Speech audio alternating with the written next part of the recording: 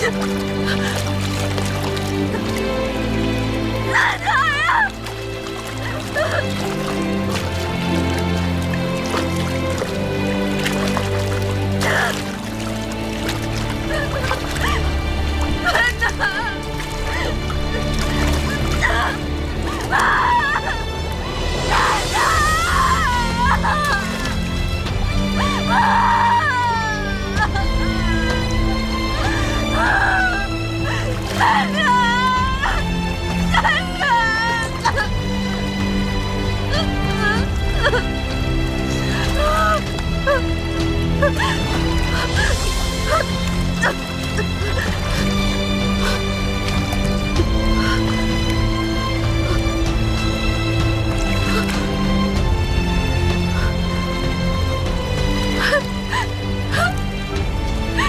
找到了，找到了，找到了！齐生有救了！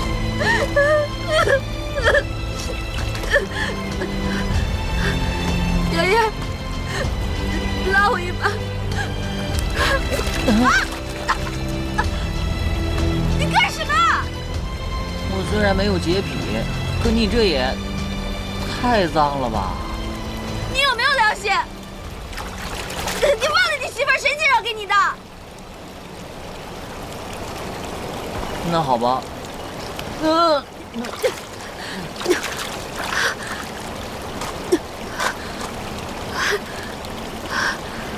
好，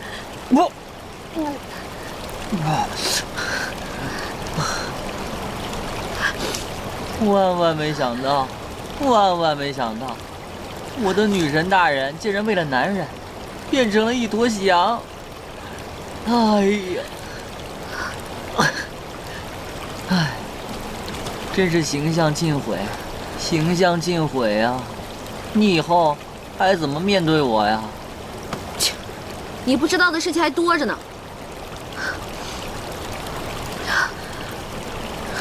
我们走吧。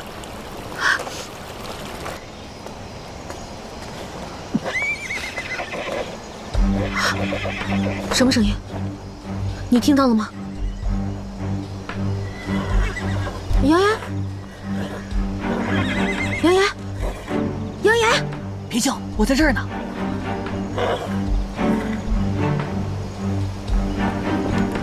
撤！哈！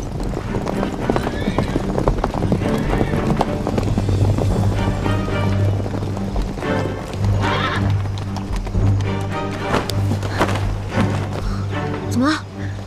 现在我有3件事情要告诉你。说。其一，追兵来了。追兵？我们一路上有追兵吗？在我看来，除了我之外的人都是追兵。其二，带队的人是齐胜。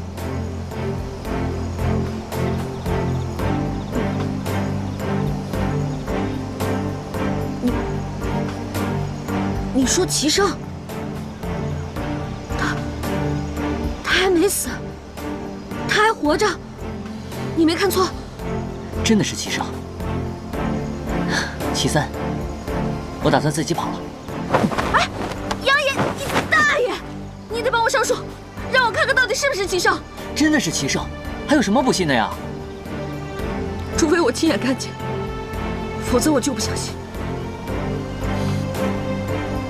等你爬上了树，齐胜怕是已经包围了过来。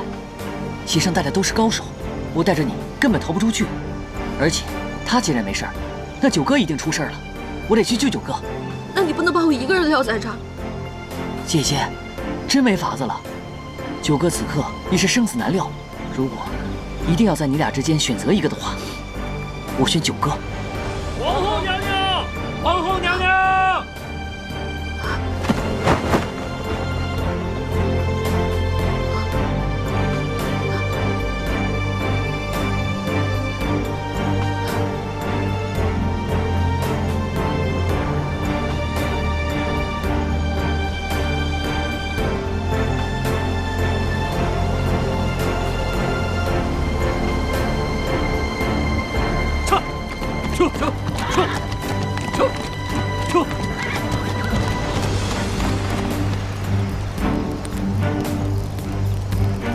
上，前方有不明物体。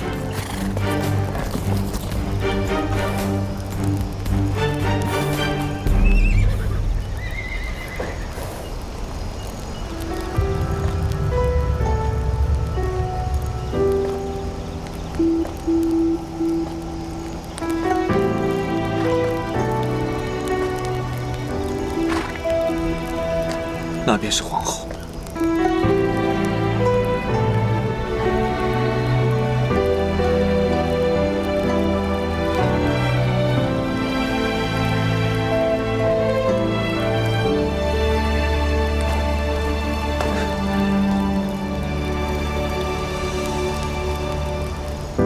如果红颜并不曾淡薄，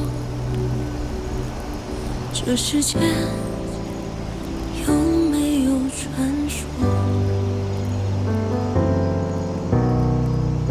身为飞蛾，若是不敢扑火，这宿命凭借什么闯过？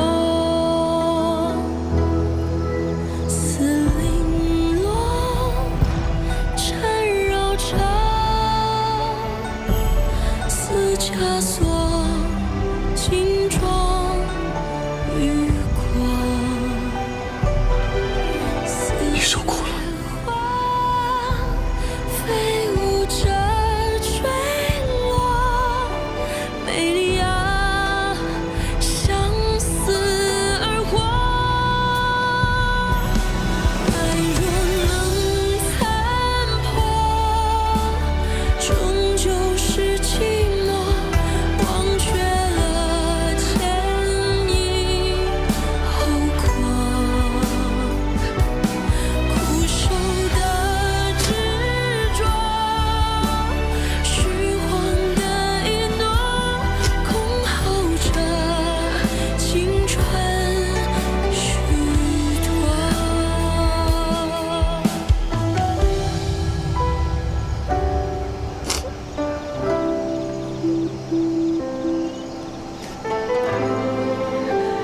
给你的破解药。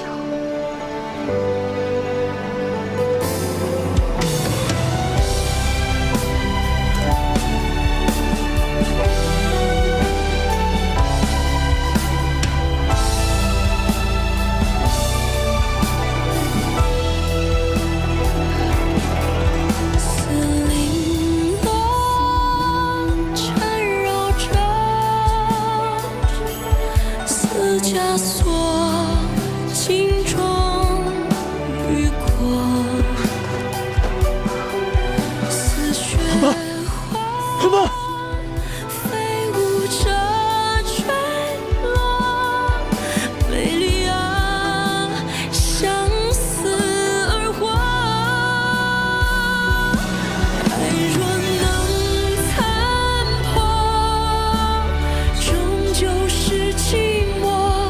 忘却了前因后果，苦守的执着，虚晃的一诺，空耗着青春虚脱。年月里蹉跎，轮回中错过，被遗忘的人是我。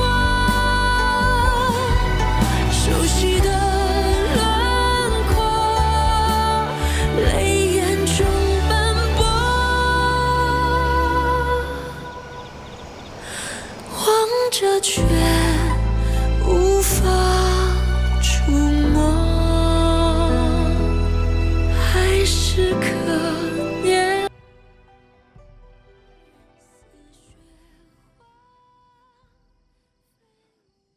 皇上，恕臣多嘴。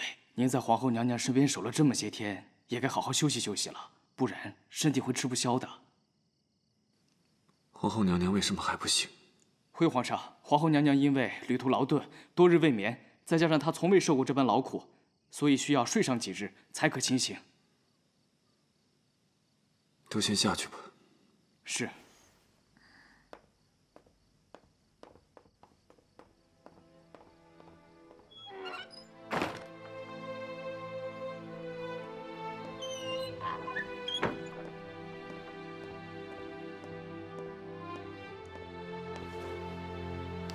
启禀皇上，粮草运到了。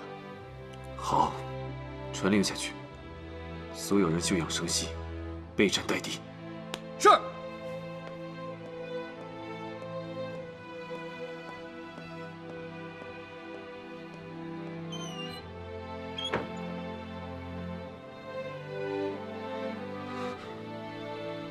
你醒了，我的水。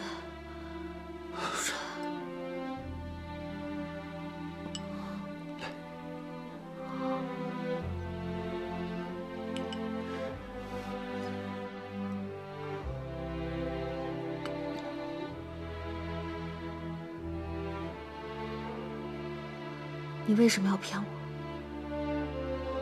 才刚醒来，就不要浪费力气说话了。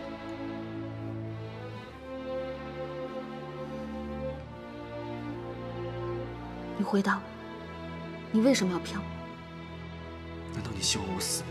我不希望你死，可是我没想到，你竟然又一次耍我。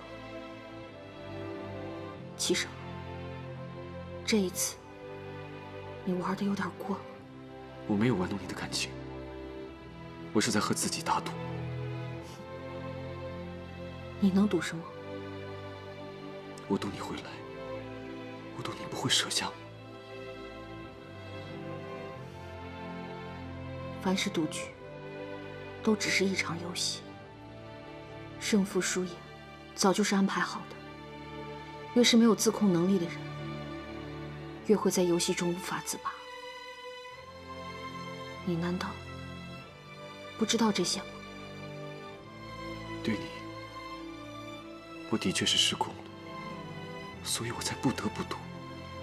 我屡次三番给你选择的机会，其实都是在和我自己赌。我庆幸，这最后一次，我终究没有失去你。你认为你一直在让我选择，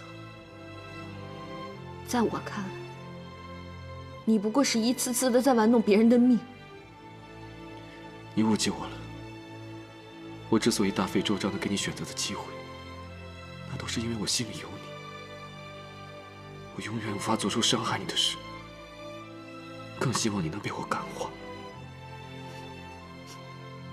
你这种表达感情的方式，我接受不了。过去的事情，就让它过去吧。你能来，我就已经心满意足了。今后，我不会再骗你了。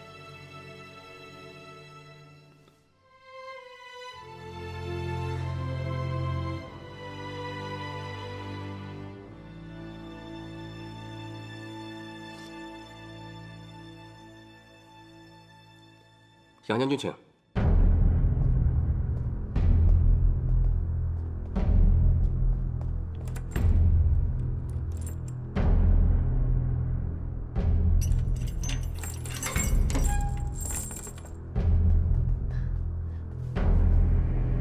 九哥，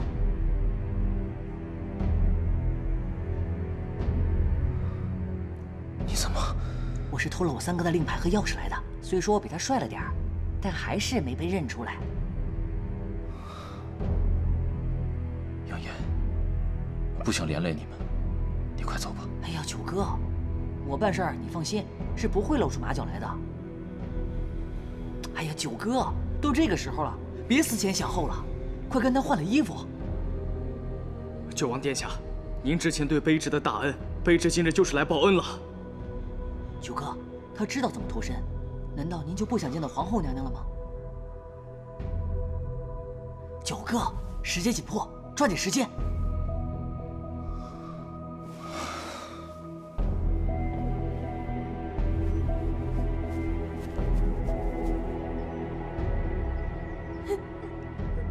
娘娘，你怎么还不醒呀？娘娘，您看您都瘦了。娘娘，您赶快起来吧，起来咱们就回宫，奴婢给您做好吃的，好好给您补补。娘娘，您听到我说话了吗？你怎么还不起来？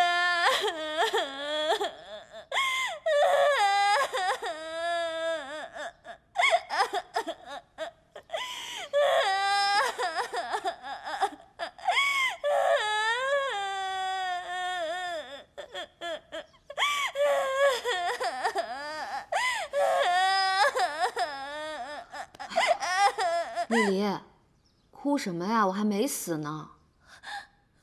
娘娘，您可算醒了。奴婢就在您身边坐着，看着您这都瘦了一圈了，奴婢心疼。您说，你什么时候受过这样的苦啊？这一路上跟着我受苦了。本来看不到你，我还挺担心的。现在看到你，我也就放心了。奴婢和那2个侍卫早就到了。您被皇上带回军营后，就一直昏迷着，直到大军搬进了平宁城，奴婢就一直在您身边候着。咱们现在在平宁城？对啊，娘娘。昨天你醒来之后，跟皇上说完话又睡着了。奴婢看您实在太累了，就没忍心叫您。一提到齐胜，我就一脑门子官司。看皇上昨天的脸色，像是您和他聊得不投机。皇上不会是真的要对您动手了吧？现在看来，他应该不会对我做什么了。但是什么？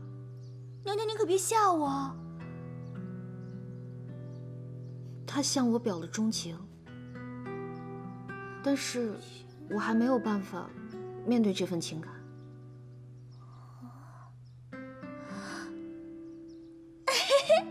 娘娘，皇上对您表钟情，这可是天大的喜事儿啊！什么喜事儿啊？皇上是什么样的人，你不清楚啊？他曾经对我好过，也曾经想要过我的命，我的喜怒哀乐，甚至我的生死都被他掌控着。我不敢接受一个这样的人。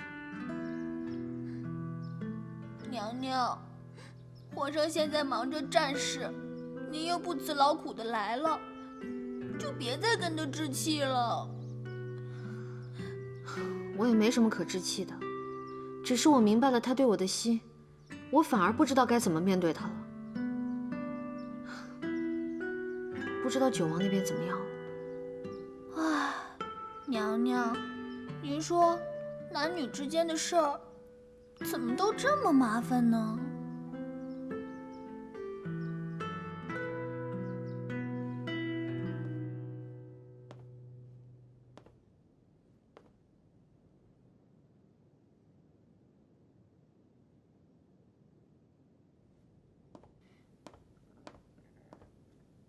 皇上，杨将军，今晨杨素去牢中巡查，发现九王的牢房中空无一人。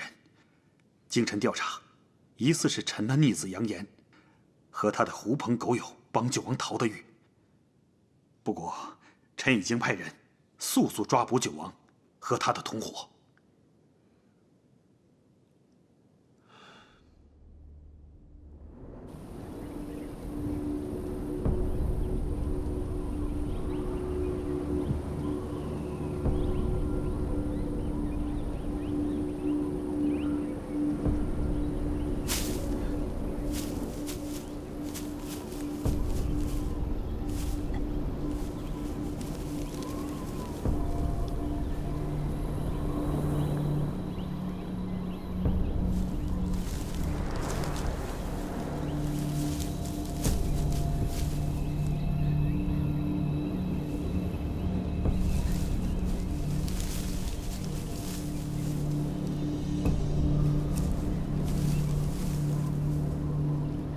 九哥，杨道去哪儿了？走，出去看看。嗯。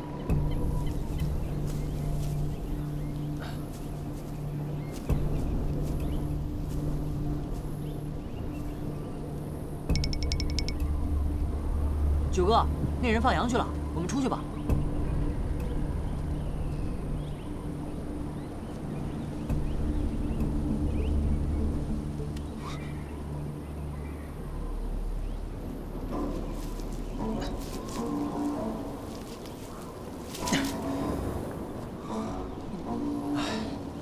人要是倒起霉来，真是祸不单行。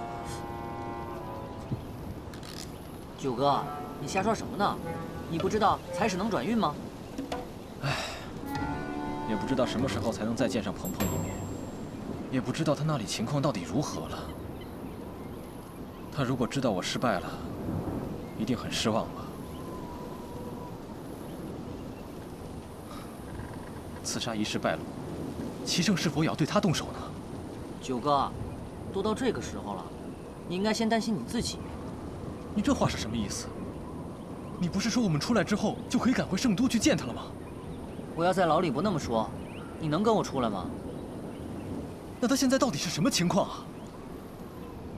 皇后娘娘，您恐怕是见不到了，因为她也来了北漠。他来北漠了？他来北漠干什么？是不是齐胜命人把他捉来的？走，我们现在去救他。哎呀，九哥，你别再傻了。九哥，齐胜谎称自己中毒，张鹏鹏不顾艰辛来到北漠，就是为了给他送解药。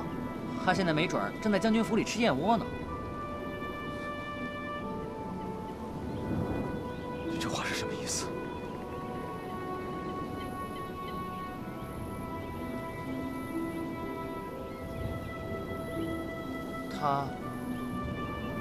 他像是爱上齐胜了。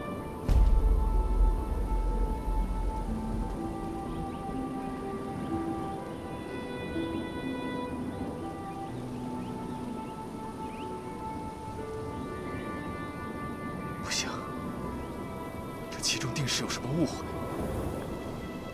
我无论如何也要和他见上一面。九哥，你冷静一下，你现在回去就等于是送死。不如让我回到平宁城，打探一下消息，再做打算。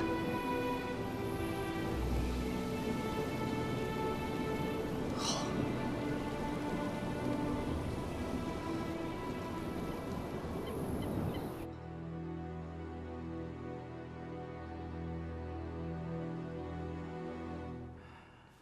恭喜赵王啊！不费吹灰之力就拿下了几座重镇，长了我南下大军的士气。之前臣没有识得赵王的将才，是臣眼拙了。嗨，倒不是杨将军眼拙，怪只怪我平时太低调了，聪明才智太难被大家发现了。这还得感谢皇上对我的重用啊！二哥从小就偏爱习武，在兄弟几个人当中，又是最通兵法的，只是一直被误解成一个有勇无谋的人罢了。那倒也是。你瞧我这肱二头肌，这多么的健壮，这不是一般人能练出来的。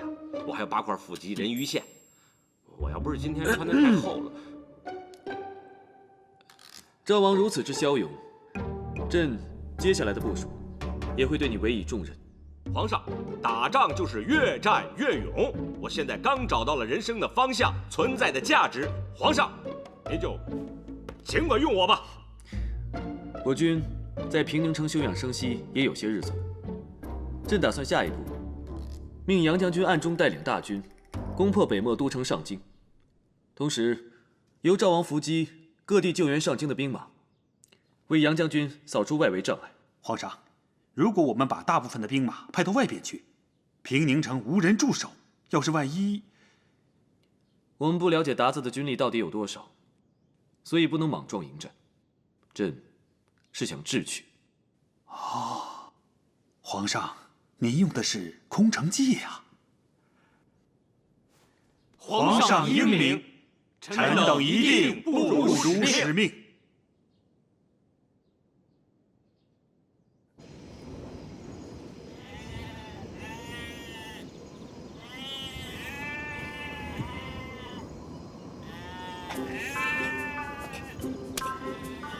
啊！羊屎，新来的羊屎！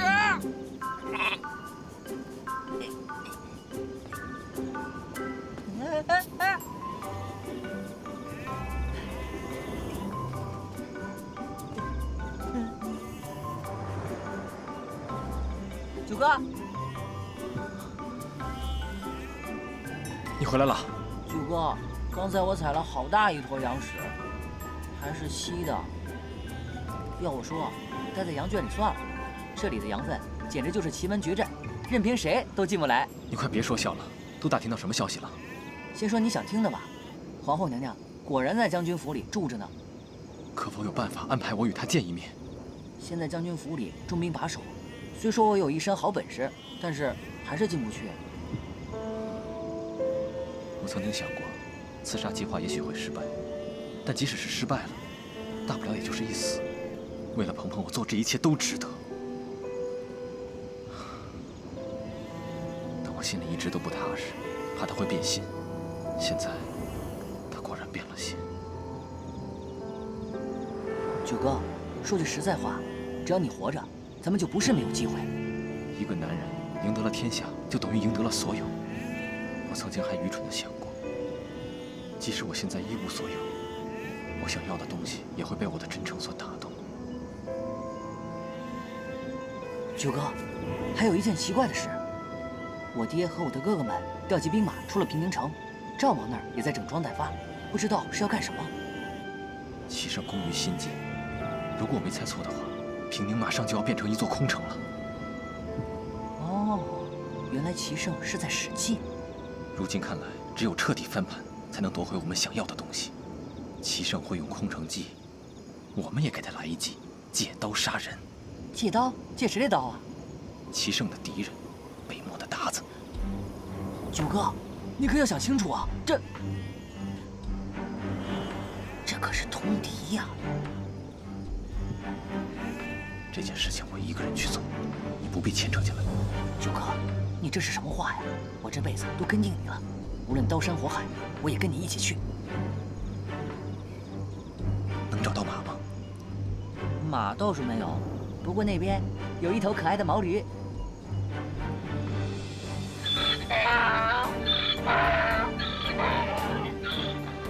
走吧，九哥。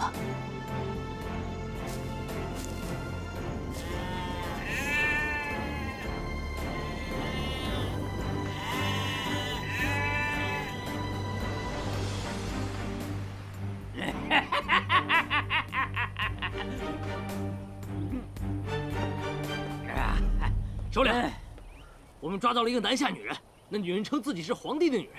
什么？皇帝的女人？你带进来，带进来。是。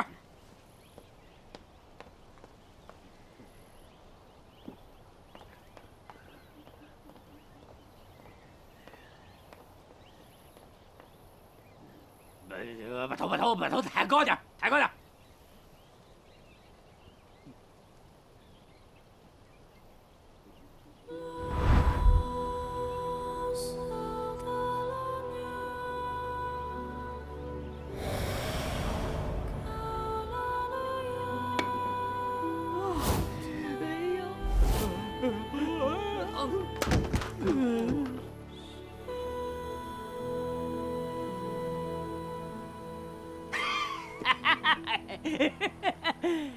你真是南下皇帝的女人？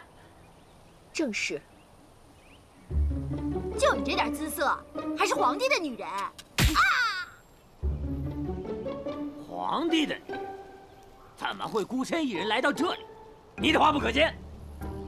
皇上带兵到北漠打仗，我心里舍不下他，就偷偷跑出来，本想一路跟随，没想到竟被你们的人给捉住。空口无凭，我怎么信你的话呀？信不信由你。告诉你，我是皇上最看重的人，你若敢伤我一根毫毛，皇上定会要你们好看。嘴还挺硬的啊！不过如果真的把你带到南下皇帝面前，我看着还敢不敢给我打仗？来啊，带下去，好生养活着。哼！不要信这女人的鬼话，她就是骗吃骗喝的啊！听我的，带下去！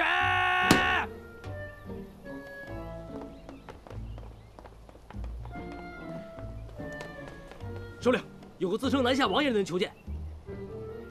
这南下人什么情况啊？啊！一会儿是皇帝的女人，一会儿是皇帝的兄弟，这都什么情况？带进来，带进来！是。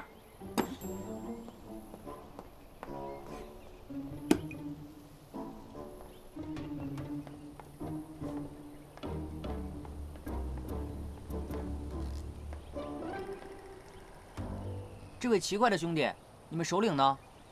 在这儿呢。哎呀！我就是北漠的首领。你们谁是南下的王爷？在下就是南下来的九王爷。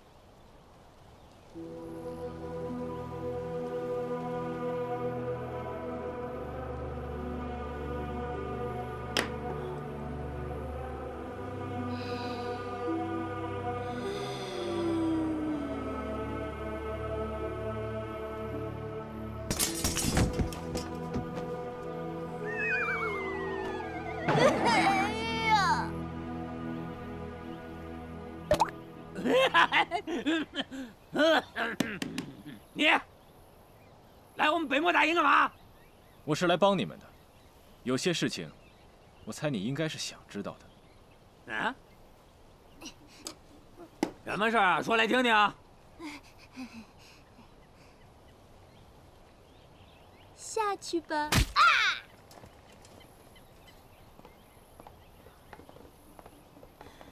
努嘛努嘛的。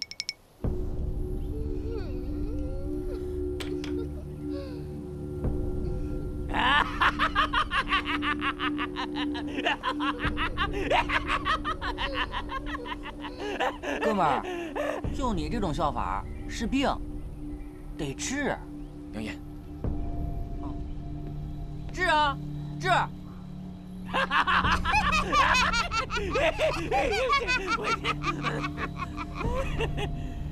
如今齐生已经把大部分的兵马都聚集在了北漠都城上京，平宁城已经成了一座空城，没有什么兵驻守了。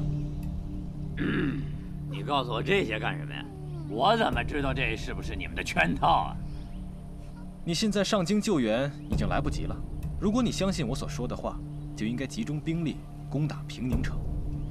南下的皇帝就在那座空城里，拿下了平宁，灭了御驾出征的皇帝，那成功就唾手可得了。说的倒是挺有道理，但我凭什么相信你啊？我的身份难道还不足以说明我的来意吗？我不甘心臣服于齐胜，南下的皇帝他做的，我为何做不得？这么说，你是想借助我北漠的力量，灭掉你南下的皇帝，好助你登基？你照我说的去做，于你于我都有好处。这共赢的局面，我相信你是不会错过的。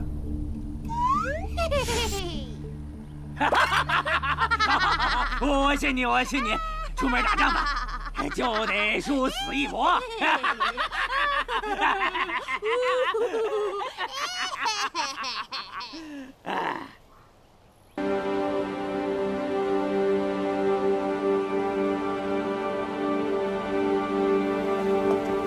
皇上，皇上，皇上！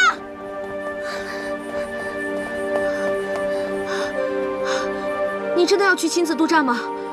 没有人比朕更合适了。可是你是皇上，万一有什么闪失……喂，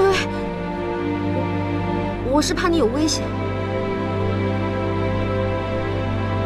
平宁城快不保了，唯有朕亲自督战，才有希望。那你带我一起去吗？万一有什么闪失，我们还可以互相照应着。你别开玩笑了，快回去。就让我跟你一起去吗？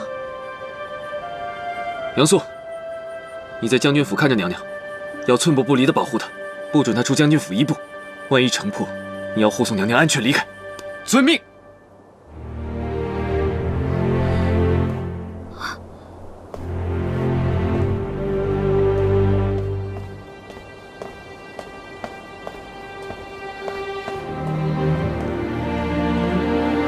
皇上，娘娘，放开我！皇上，娘娘，齐胜。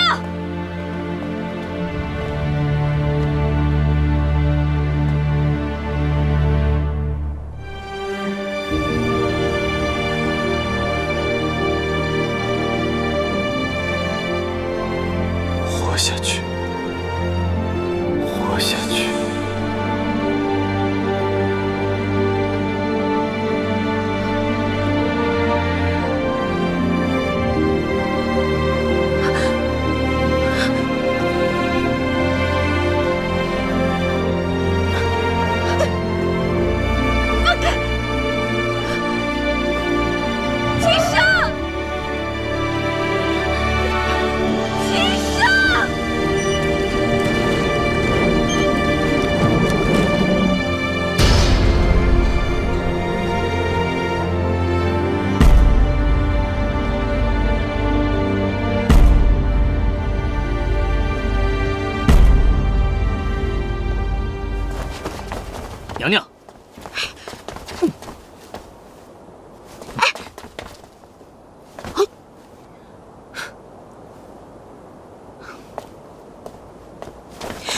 娘娘，别闹了。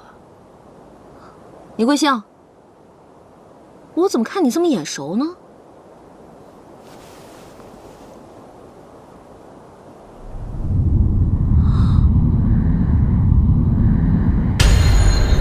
卑职杨素，娘娘，咱们以前见过的。我是杨玉第3个儿子，旁人都说我与4弟杨炎长得十分相似。哈哈，我知道，我故意逗你玩呢。哎，你应该知道吧？我跟你弟弟杨炎是好哥们儿。哥们儿？哥们儿就是好兄弟。知道。嘿嘿嘿，都是自家人，你给我行个方便，让我出去。皇上怪罪下来，我一个人担着。娘娘，使不得。嘿，我说你们这兄弟俩，一个严一个肃，倒是该严肃的不严肃，不该严肃的瞎正经。我告诉你，今天我非出去不可。娘娘，哎呀，谁敢拦我？要杀要剐随便你，只要卑职活着，就不能让你出这个门。你让不让我出去？娘娘，娘娘，怎么，你也想拦着我？娘娘快走，奴婢断后！姑娘，你这是……娘娘，娘娘快跑啊！姑娘，男女授受不亲呐！姑娘，姑娘。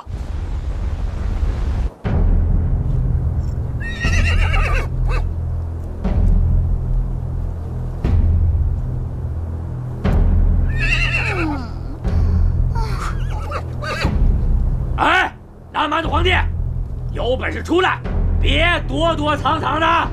哈！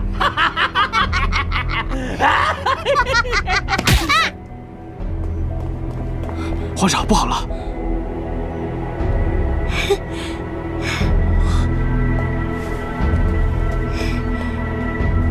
你怎么来了？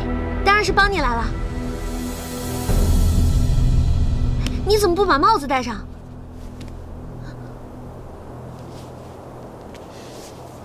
还真是你想办的事，就没有你办不到的。既然来了，就好生待着吧。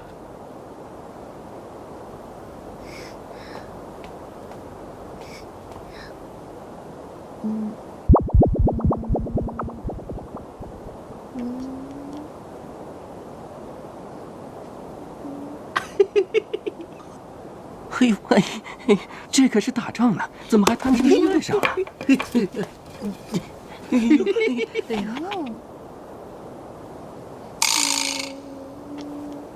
不堪入目啊，非礼勿视啊！哎，我是不是太主动了？你不一直都这么主动吗？俗话说，秀恩爱死得快，希望这句话今天不要应验了。一会儿我会尽量照应着你，你自己也要小心些。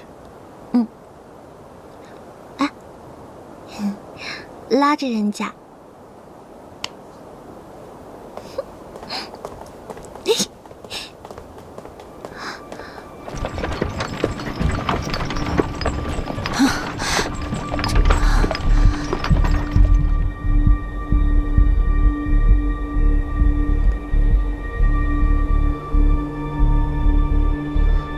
为什么每到团圆的时刻，都会出现一个他？他为何会出现在这里？是啊，他为何出现在这里？你果真是不忍心杀了他。朕把他送去了一个千里之外的地方，原以为从此和他再不相干了。算了，不用解释，我都懂。哎，安子皇帝，你可认得这个女人？这个女人说了，她是你非常看重的女人，想必是你的皇后千里迢迢来寻你。如果不是的话，要杀要剐可随我便了。我倒要看看，你是要这个女人，还是要平宁城？要女人，要女人！她毕竟是我南下的一条人命，而平宁城也不能拱手让人。今日之事，无论做何选择，都会落人口实。这有什么难的？让我来。老子才是皇上心仪的女人。哼，你们从哪儿找来一个女人冒充皇后？可笑！你干什么？安子皇帝，如果她不是皇后的话，怎么对你宫中的事情这么清楚？啊，你可不要怕伤及脸面，就这么想办法不认结发夫妻了？好，如果她是皇后，我便将她送还于你；如果她在撒谎，我便把她杀了。杀！啊！再这样听下去，会有损士气。你以为只有你会喊？老子嗓门比你大！你这个无耻之徒，就会满嘴喷粪！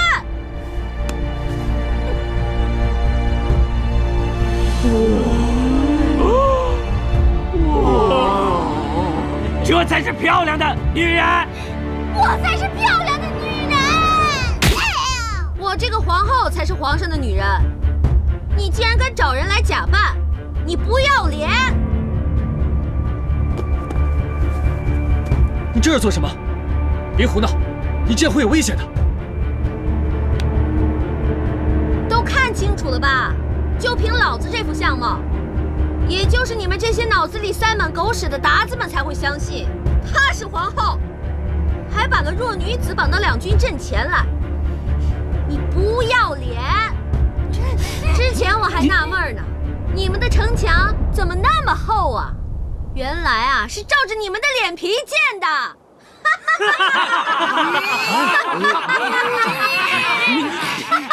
你别说了，你这个女人嘴尖舌利，言行粗鲁，哪有一国皇后的仪态？分明就是假扮的。找南蛮子皇帝跟我说话，找个女人冲锋陷阵，算是怎么回事啊？算是怎么回事啊？对付你们这些鞑子，我们南下的女人就可以轻松应对，何必劳烦皇上？哥们儿还行吧？你们欺人太甚了！给我放箭！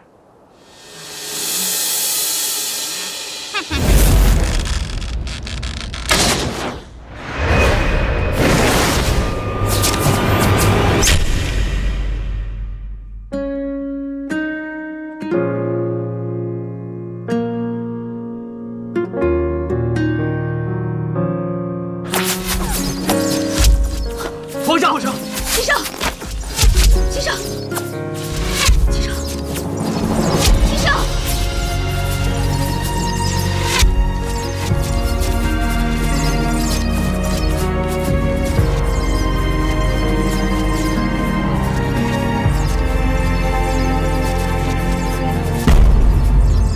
齐胜！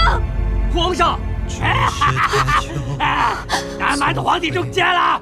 弟兄们，给我杀进去！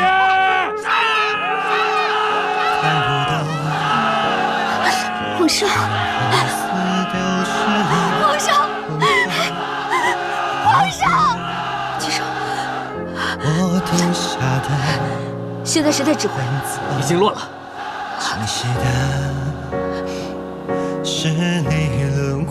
现在开始，听我的。是。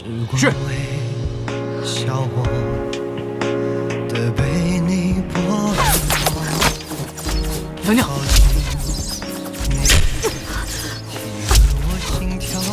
快看，皇后娘娘中箭了。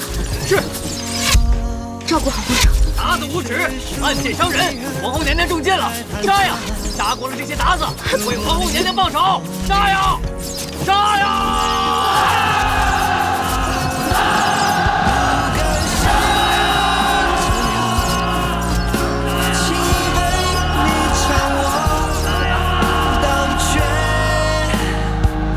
天下我已唾手可得，发现没有你。快，护送皇上和娘娘速回将军府。发现我愧不成我，反复被命运，还是无法挣脱，连怎么样了？娘娘，皇上虽未伤及要害之处，但剑尖离脏腑仅有2寸，只能在剑拔出之后，方可知道皇上能否安然无恙。你这是废话！还无可奈何，让我别为难他了。怯懦。你醒了？都下去吧，我有话要和皇后娘娘说。是。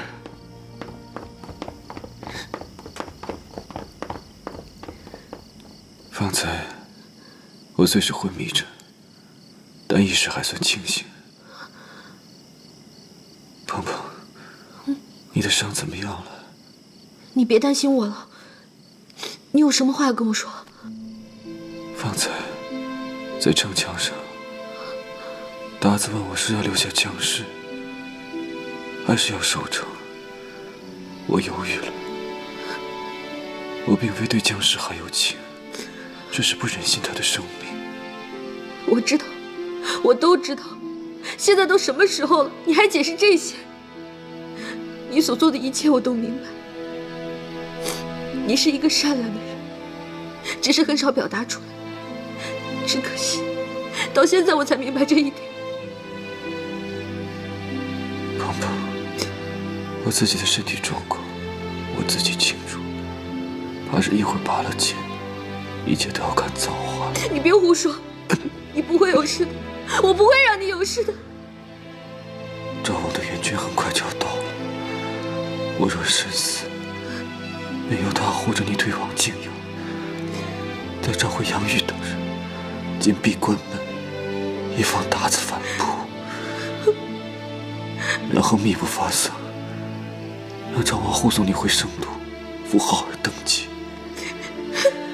你听清楚了吗？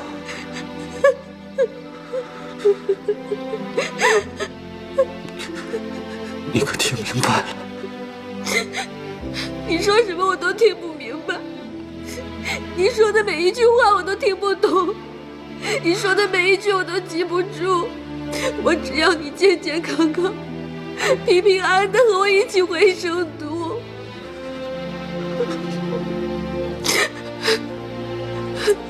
城墙之上，你已经证明了我没有看错人。你很冷静，我知道。就算我活不过去了，你也能带着浩儿好好的。我没你想的那么坚强，我再也不想坚强了。我要你活着。别哭。哭了就不好看了。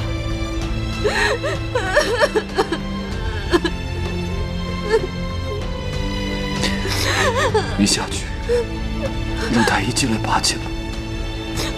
我不走，我不走。拔剑！我不走，我陪着你。干什么？我不走！放开我！走吧，娘娘。放开我！我不会离开你，我不要和你分开。走吧，娘娘。我不要分开，医生，放开我，放开我，医生，放开。齐胜，我爱你。丝绫罗缠绕着，丝枷锁金装于我。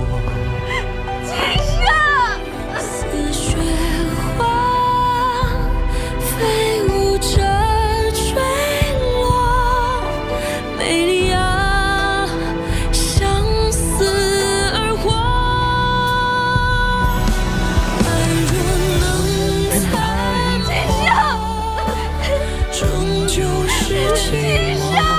忘却了前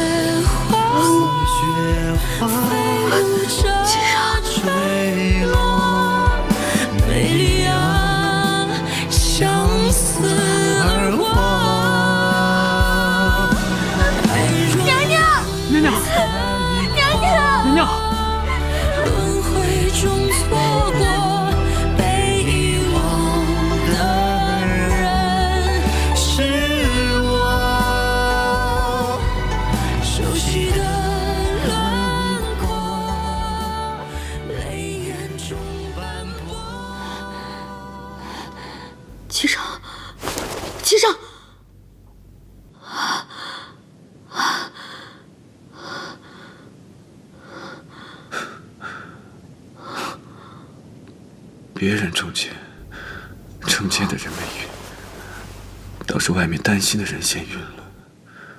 鹏鹏，赵王回来了，平宁解围了。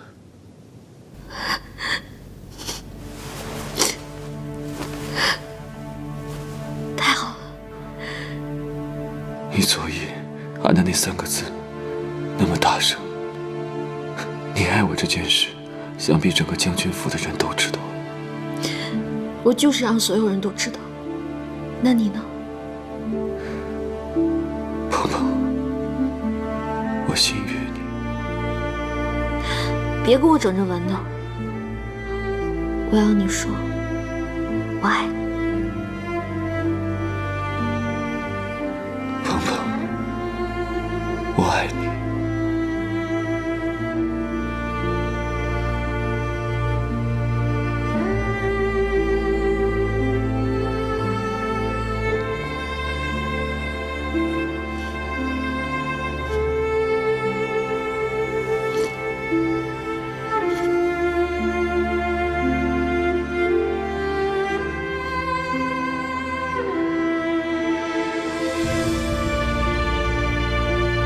你的伤还疼吗？有你在我就好多了。皇上，娘娘，赵王，快请坐。哎，哇，赵王今天看起来好 man 哦。哎 ，man 是什么 ？man 就是形容你强壮、有力量，充满了男性激素。哎，那是。之前啊，大家都觉得我是一个大怂蛋。谁知道我一踏入疆场以后，简直就一发不可收拾，所向披靡，人挡杀人，佛挡杀佛，我自己都不敢相信。然后我的手下们还给我取了个外号，叫做北漠杀神。北漠杀神？你确定是北漠杀神，不是北漠杀星？太好玩了。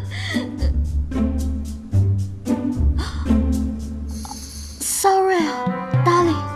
Very, very sorry, honey.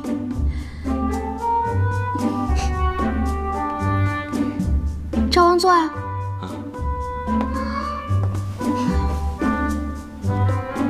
这次多亏了赵王提前2日赶回平宁，平宁城才得以解围。赵王立下了汗马功劳，等回去以后，朕一定要对他大加封赏。嗨，多大点事儿啊！只要皇上和娘娘安好，一切都没问题。还有一件事情，来，请坐。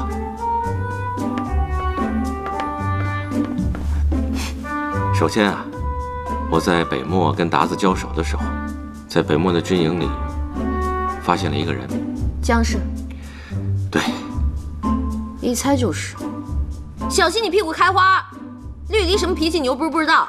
嗨，娘娘，我跟江映月已经没有半点关系了，更何况这根本不是事情的重点。事情的重点是，江映月告诉了我一件事情，而经过我调查以后，发现他说的确实属实。何事？你知道鞑子为什么会突然围堵平宁城吗？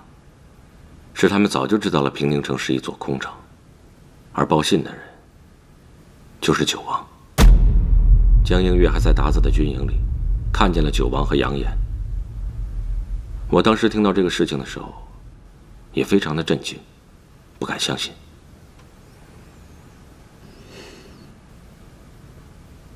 原本他犯了弑君之罪，朕并不一定会杀他。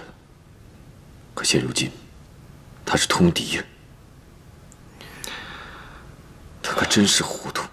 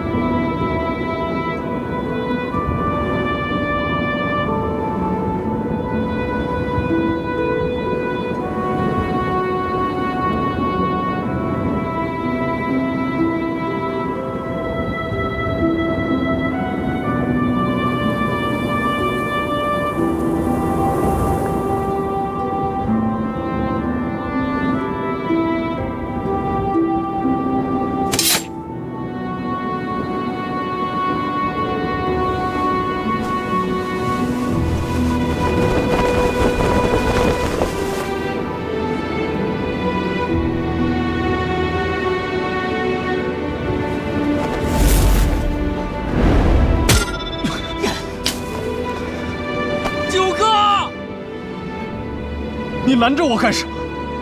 如今北漠气数已尽，大势已去，天都不助我，我的希望已经破灭了。九哥，我讲不出什么大道理来，我只知道不能让你做傻事啊。以前你劝我觉得是为了张鹏鹏，还能咬牙挺过去。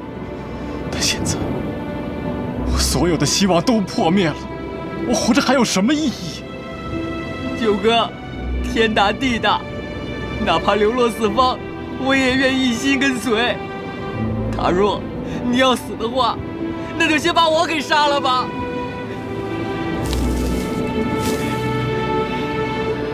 要死，我们就死在一起。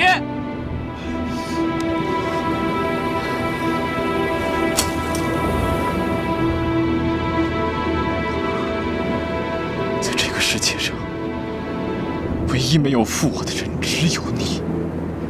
可是现在，我竟不知道该怎么回报你。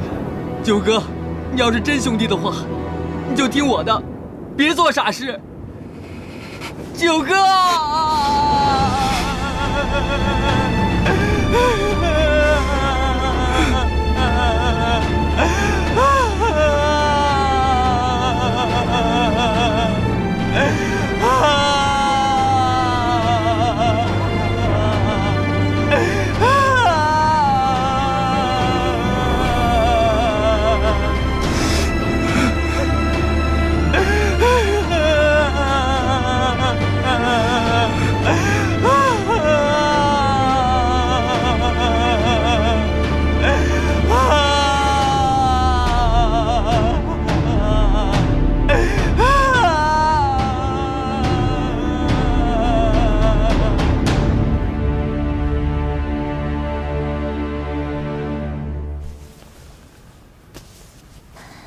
娘娘，还疼吗？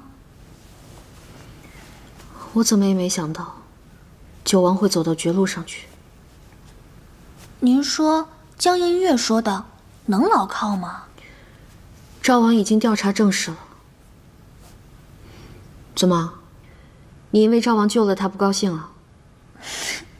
娘娘，奴婢早就不会因为江映月的事情再跟赵王置气了。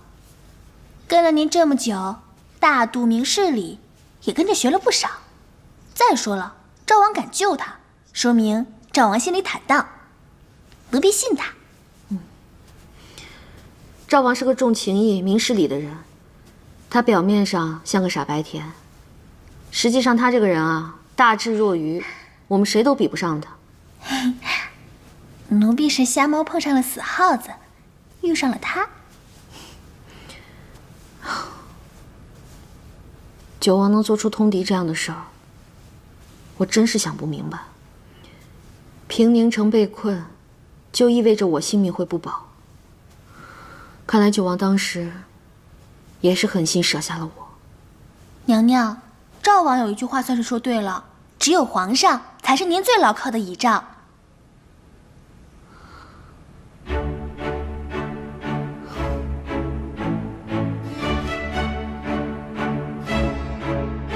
启禀皇上，我南下大军已经攻破了北漠的都城上京，俘获了鞑子的皇帝、皇后、妃子等2000皇族宗室。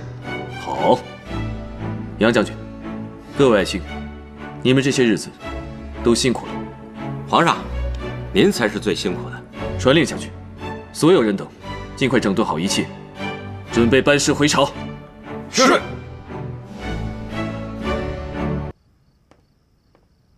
皇上，罪臣领罪来了。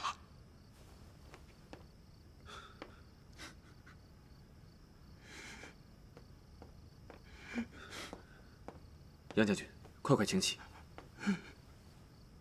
皇上，杨将军这么晚来此，可是有什么事？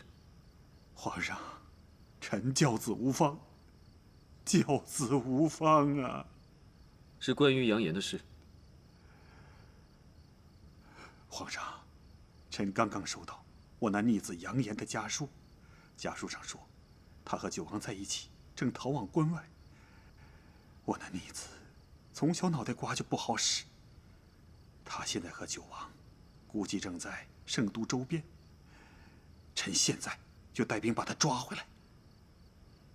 不必了。啊，皇上，您另有谋划？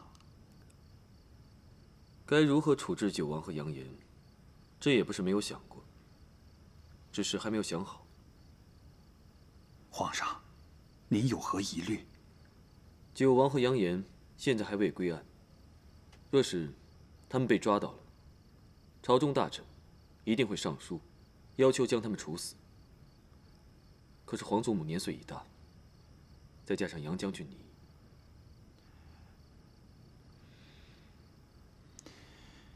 皇上，您要是顾虑我和那逆子的父子关系，那臣现在就和他断绝关系。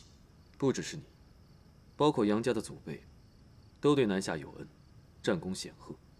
若是处死他们，怕是会伤了很多人的心。如今他们在外逃亡，不再回圣都，也不会再威胁到朝廷，如此倒甚好。就任凭他们自生自灭吧。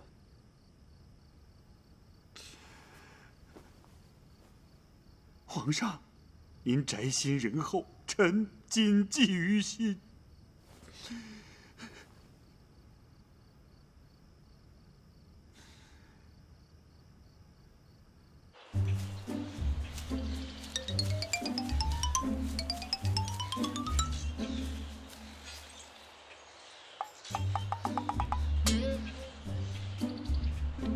九哥，等到了下一个村子，我就把我的刀给卖了，这样我们就能吃一顿饱饭了。我想好了。怎么了？我想好了，我们不能再如此下去了。这种东躲西藏、浑身发臭、风餐露宿的日子，我早就已经忍受够了。九哥，等到了关外，我谋个生计，就不会这样苦了。现在是苦了点儿，你再忍忍。杨延，哎，你听我的，作为一个男人，根本没必要这样。你是锦衣玉食的大将军之子啊，本来有大好的前程在前面等着你，你现在却跟着我过这种不人不鬼的日子，是我害了你。九哥，不必多说了，都是我自愿的。我已经想清楚了，我决定回去认罪。什么？你别想不开呀！你回去，七圣能饶了你吗？你忘记了吗？太后惩罚姜氏那个撕腿的刑罚了吗？用我一人的性命，换你们所有人下半辈子和我自己的坦荡，我觉得值了。九哥，我懂了，我陪你去。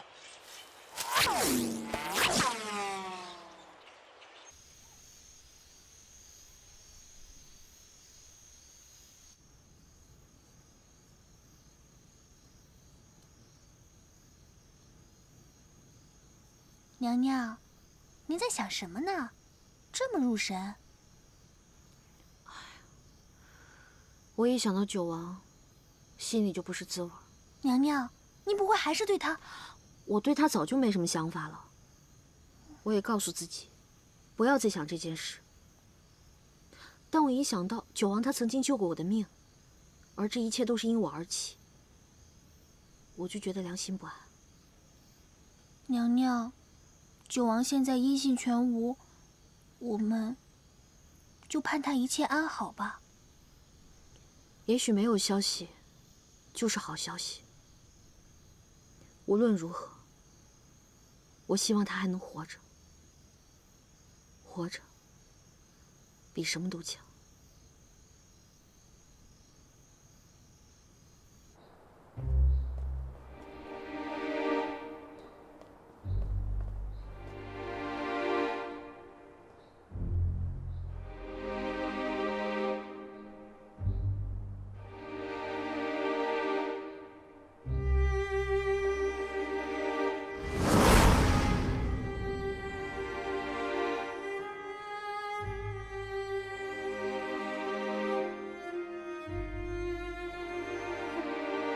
跪下！免了，把他们的手铐都解开吧。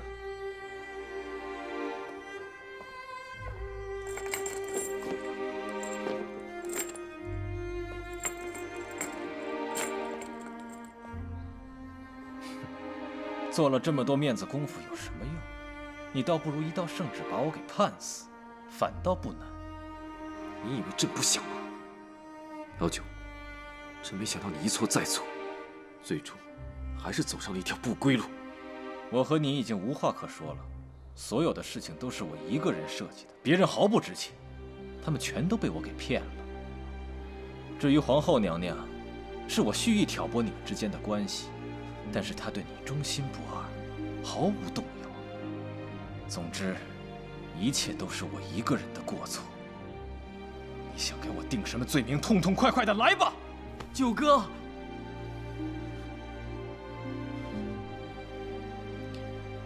把他们都压下去。是。走。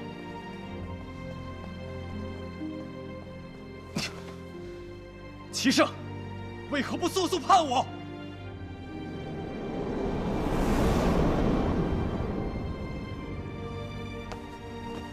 走，走。齐胜，齐胜，齐胜！皇上，皇上，太医，太医，皇上！他们两个回来自首了。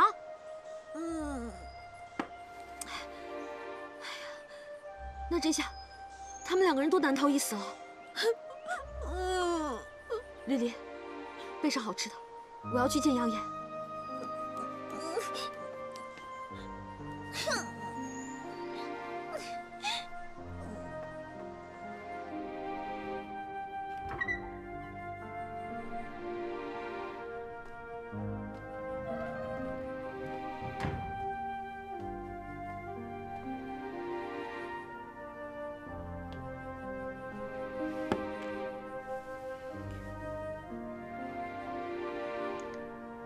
杨言，看什么呢？都磨上了。我看蚂蚁搬家呢。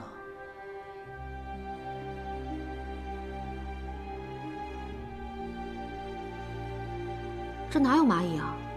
只有从一而终的人才能看到。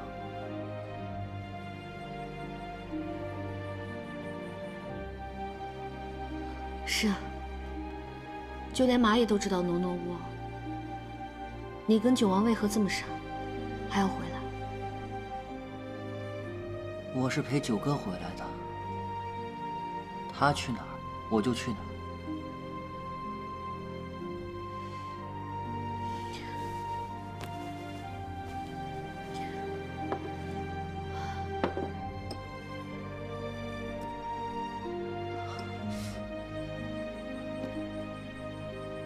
红烧肉，小猪蹄儿，这都是我最爱的。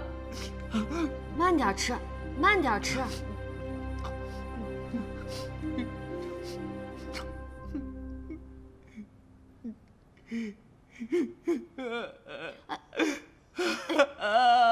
怎么了这是？是不是好久没吃到这么好的饭菜了啊？姐姐，你给我送这些好吃的，你是不是要送我上路啊？你瞎说什么呢？我是看你在这种地方吃不到好吃的，才给你送过来的。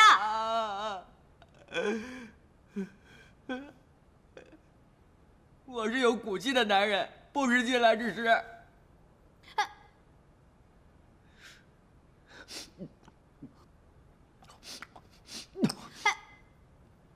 你个没良心的！我好心过来给你送吃的，你还跟我玩起不领情来了。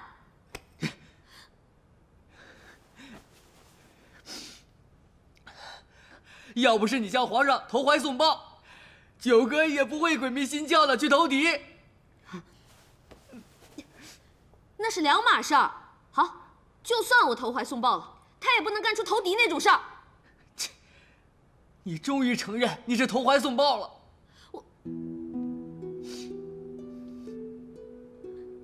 那他就没想过，如果达斯攻陷了平宁城，而我就在平宁城里面，我里外都是死路一条，他就没考虑过我的感受吗？那时候，九哥得知大势已去，我的父亲投靠了齐胜，赵王叛变，连你也变心了。你们都跟着齐胜，九哥他一无所有了，他只有一腔愤恨，只想杀了齐胜，赢了齐胜。喂，赢了齐胜又如何？为了赢，他就能做出通敌那种事儿吗？他做这一切都是为了你呀！他得知你变心以后，就有了破釜沉舟的想法。他心里的那些苦，你作为一个女人，你是不会理解的。是啊，一个女人是没有办法理解和原谅九王的做法的。但是站在一个男人的角度，我是可以理解的。换作是我也会那样做。现在看来，是我愧对于他。姐姐，想必你见到九哥也不是什么难事，你去见见他吧。我还没有做好面对他的准备。来，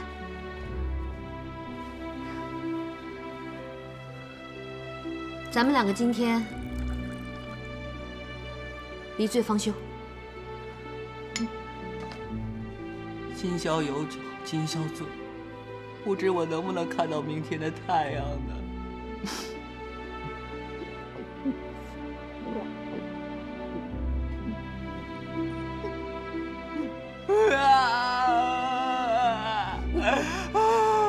姐姐，你这还不是送我上路？你这熊孩子，你怎么没完没了？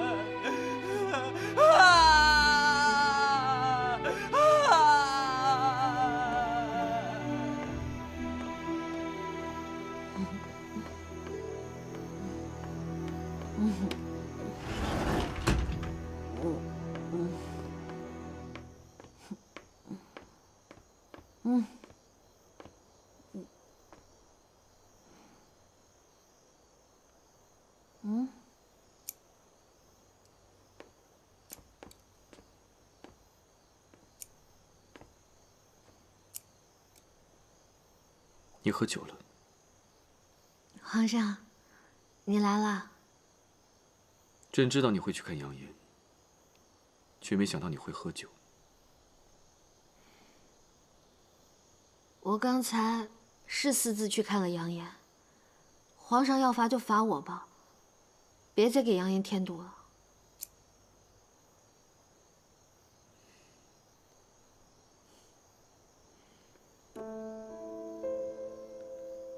朕罚你做什么？朕知道，你看到杨延那个样子，心里难受。你一直把他当弟弟一样看待，如今他生死未卜，你肯定很担心。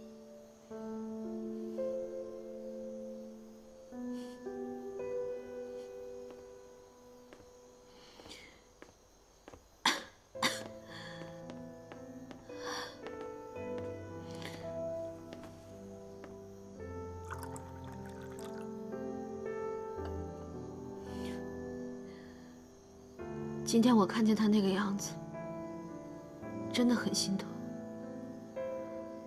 但是我知道，这件事我没有理由让你网开一面。说出来，无非就是为难你，也让我自己不好过。你可知道，九王为何会回圣都认罪？他想一个人揽下所有罪责，毫不牵连任何人。一开始，朕也很吃惊，不过后来便理解了。他会去通敌，朕能理解；他会回来认罪，朕也能理解。这才是他，这才像他的作风。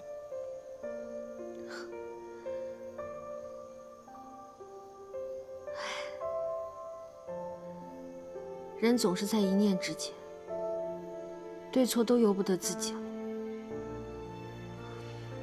皇上，我希望你相信我，与九王再无其他感情了，只是觉得他不应该这样去死。老九他作为一个男人，一辈子为情而去，可这情本就不属于他。他想夺回王位，可他在关键的时刻又做出了最错的选择，以至于到了今日这般境地，既要怪他自己，也要怪命运不佳。朕和他同为男人，能够理解他的所作所为。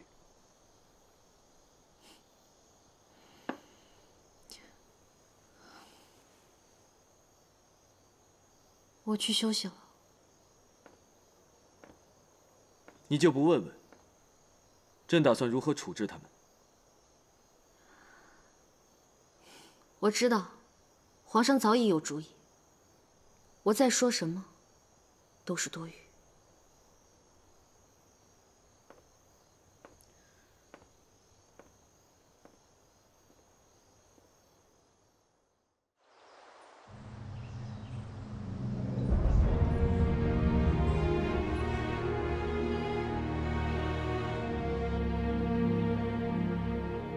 强公公宣旨。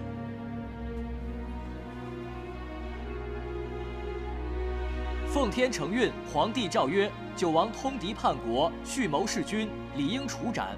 但念其已有悔意，且主动自首，上天有好生之德，先祖有爱护手足之遗训，故免其死罪，削其爵位，废为庶民，流放岭南。扬言因其年少，受人蒙蔽。念其初犯，不予重罚，充军北漠，5年后重返圣都，钦此。你这不孝子，还不叩首谢恩！要不是皇上仁慈，你等哪能逃得过一死？谢皇上不杀之恩。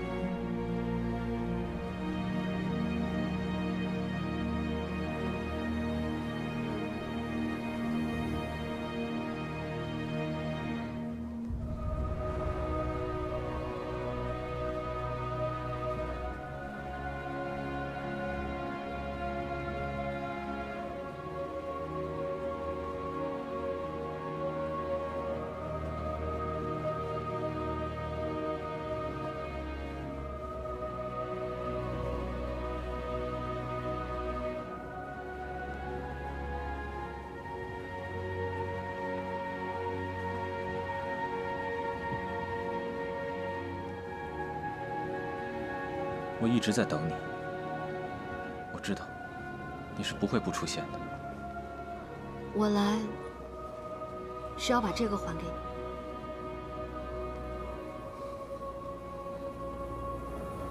我送出去的东西从来不收回。人说出的话都可以收回，一个物件为何不可？你还在恨我、怨我吗？平宁之时，我是困兽之躯。我从来没有想过要伤害别人。如果我知道事情会这样，我当时绝对不会这么做了。我理解，所以我不怪你。今天我来，也不想再说过去谁对谁错。过去的，就当它过去了。我们从此互不相欠。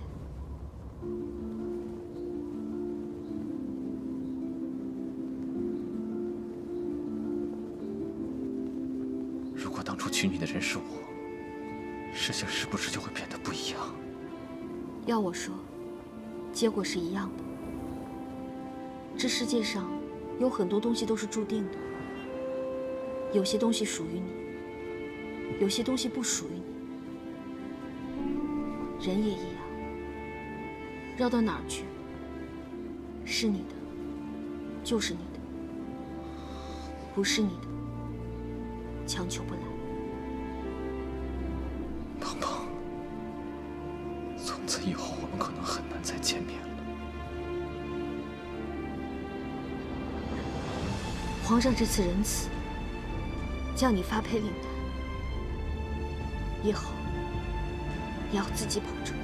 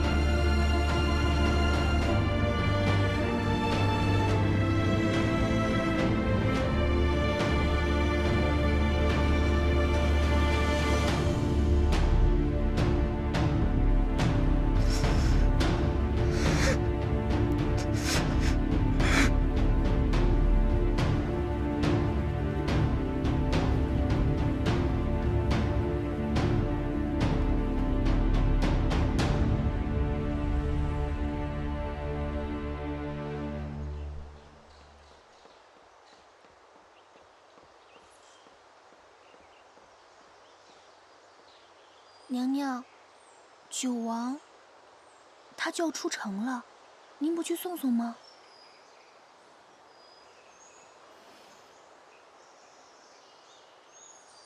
这个是他托人让我带给你的，想必是想在走之前见您最后一面。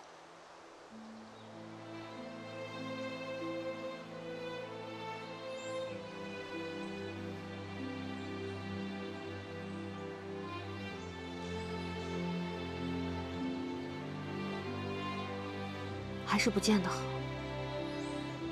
从此各自天涯吧。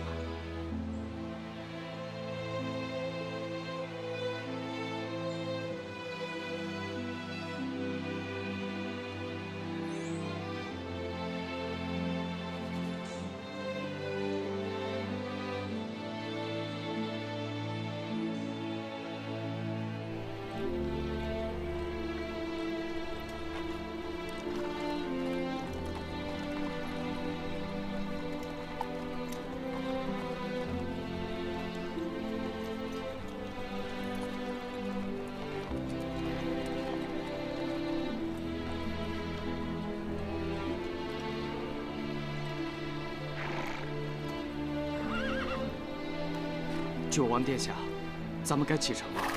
要是再迟点儿，卑职也难做了。再等等。这。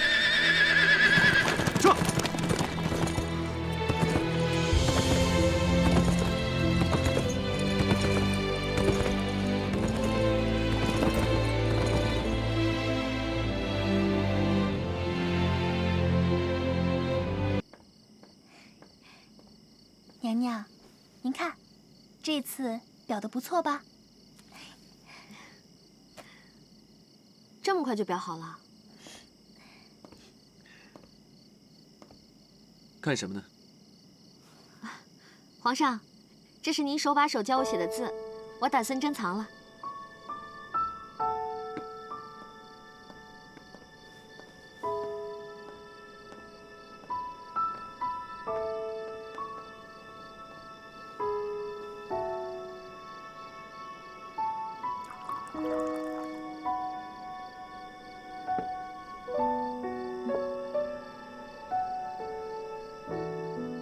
你是从何时起对朕有了这种感情的？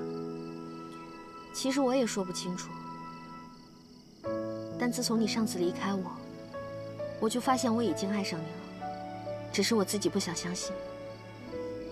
后来，你在城墙上面为我挡箭，我才确信你是一个值得信赖的人。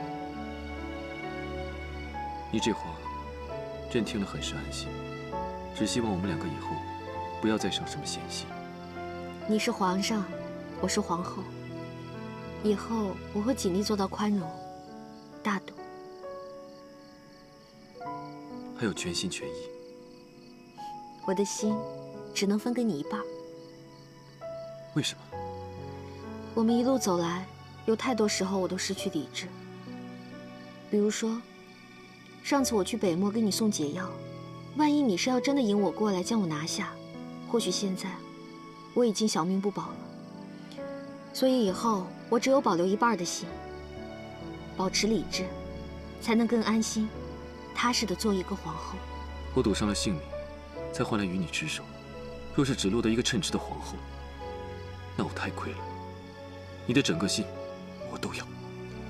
你说的这话不切实际，我只能踏踏实实的做皇后，因为面对一个皇上的时候，任何人都不能失去理智。难道你不明白吗？我要的不是掌管后宫的皇后，而是与我相互扶持、举案齐眉的妻子。齐少，很多事情不能感情用事。后宫不是你我二人开的，你明白吗？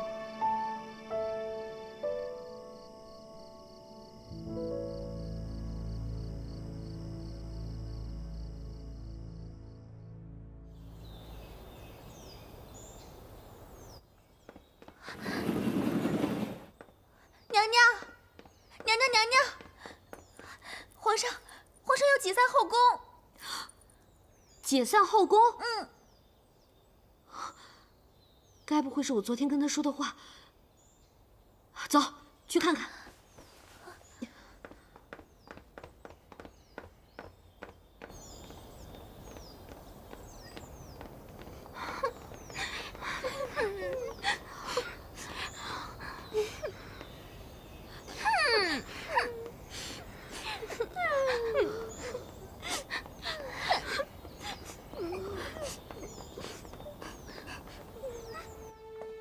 齐少，你疯了！你为什么要做这种傻事？唯有这样做，才足以表达我对你一心一意的感情。如今的后宫，是为你我二人开的了。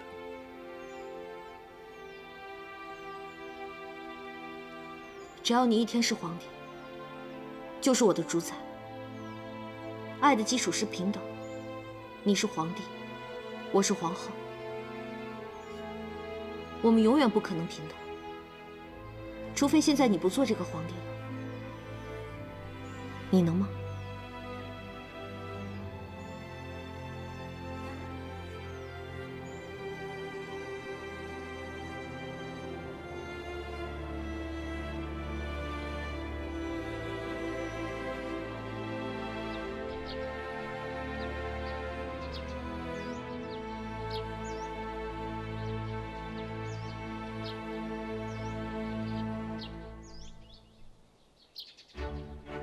萝卜炖，黑萝卜炖，黑萝卜炖完黄萝卜炖，黄萝卜炖，黄萝卜炖，黄萝卜炖完紫萝卜炖，紫萝卜炖，紫萝卜炖，紫萝卜炖完黑萝卜炖，黑萝卜炖，黑萝卜炖，黑萝卜炖完蓝萝卜炖，蓝萝卜炖，蓝萝卜炖，蓝萝卜炖完黑萝卜炖，黑萝卜炖，黑萝卜炖，黑萝卜炖完红萝卜炖，红萝卜。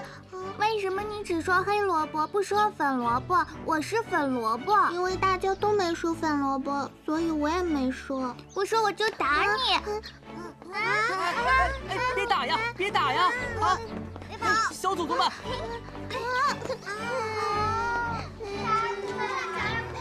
快走吧，快走吧，快走！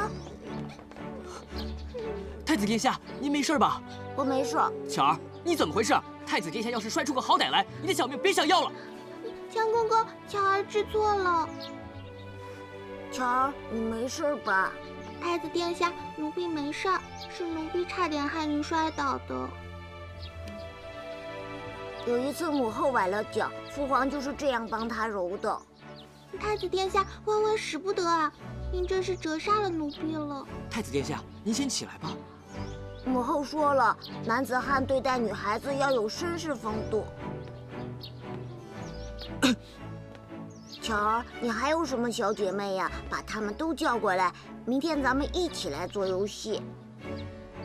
齐浩，母后，皇后娘娘，浩儿，跟我进屋。嗯。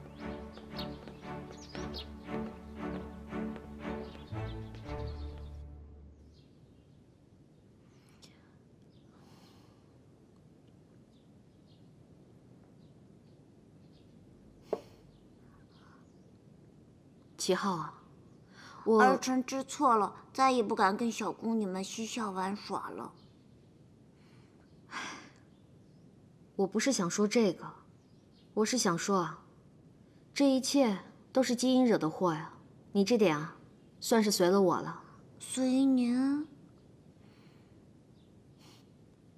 浩儿，你现在走的这条路，你妈我是再了解不过了。再这么玩下去，是没有好结果的。一个男人，就应该像你父皇那样。母后，这些话你都已经说过无数次了。您说过要以学业为重，可是儿臣功课都做完了，不信您过目。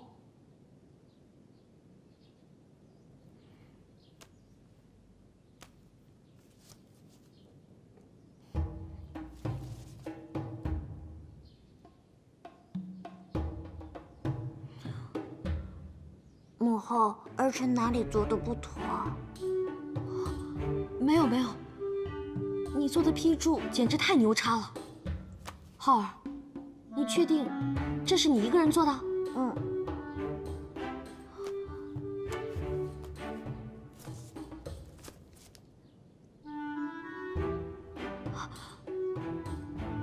做了多久？早晨送来之后，儿臣2个时辰就批完了。浩儿，就凭你现在的学识、见识，还有思维方式，简直是甩同龄的孩子10条街啊！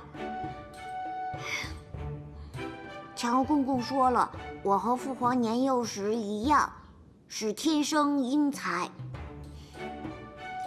你呀，真是又像我，又像你父皇。你教母后如何说你好啊？母后，那儿臣能去玩了吗？去吧去吧。嗯。